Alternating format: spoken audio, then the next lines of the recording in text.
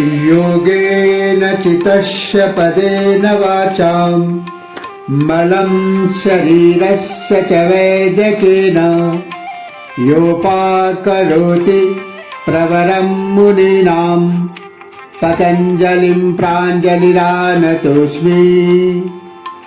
आबाहु पुरुषाकरं शङ्खचक्रासिधारिणं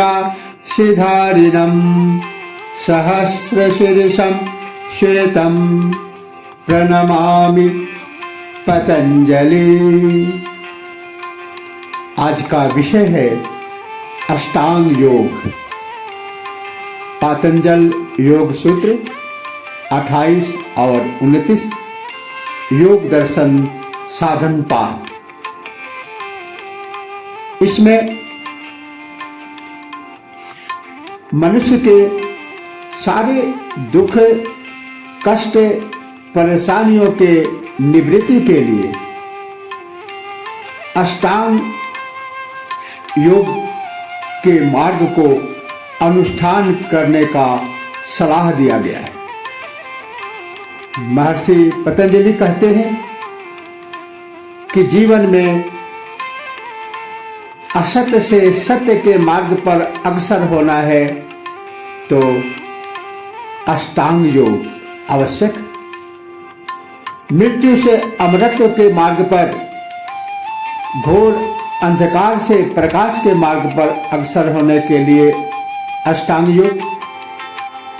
मानव शरीर के विकृतियों को ठीक करके स्वस्थ रहने के लिए, शारीरिक और मानसिक रूप से पुष्ट रहने के लिए, स्वस्थ रहने के लिए अष्टांग योग। धर्म, अर्थ, काम, मोक्ष चारों पुरुषार्थों के सिद्धि के लिए अष्टांग योग यह एक परम औषधि है, एक महान वैज्ञानिक खोज है। इसीलिए जीवन में सफल होना चाहते हैं, रिद्धि सिद्धि प्राप्त करना चाहते हैं, सबके लिए अष्टांग योग का अनुष्ठान आवश्यक है।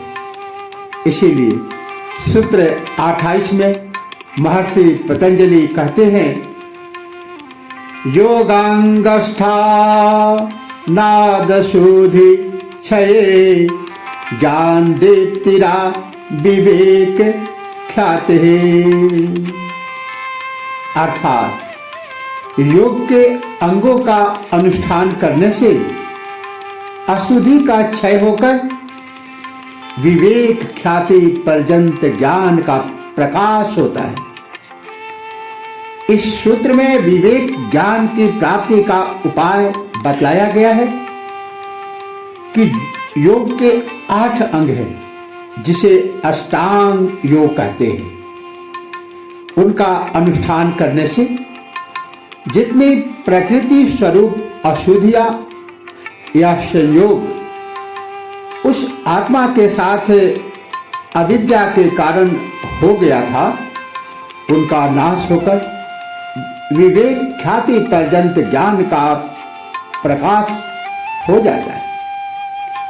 उस स्थिति में वह अपने आत्म स्वरूप में प्रतिष्ठित हो जाता है, जो मन, बुद्धि, इंद्रियां, शरीर आदि समस्त प्रकृति जड़ तत्वों से भिन्न है। अष्टांग योग के साधन से ज्यों-ज्यों ज्ञान बढ़ता जाता है, त्यों-त्यों अज्ञान, अविद्या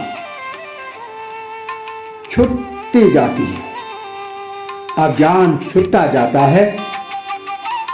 अंत में केवल वह सत्य ज्ञान ही शेष रह जाता है।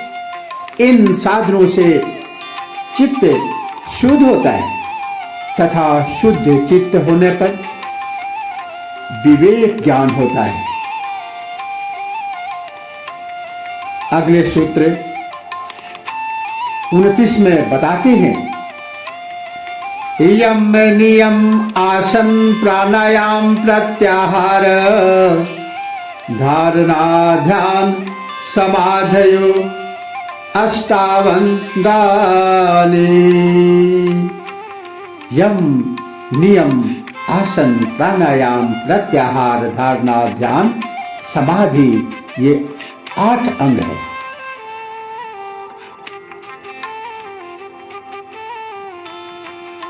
ऊपर के सूत्रों में बताया गया है कि योग के अंगों का अनुष्ठान करने से चित्त का समस्त मल दूर होकर साधक को विवेक ख्याति पर्यंत ज्ञान होता है।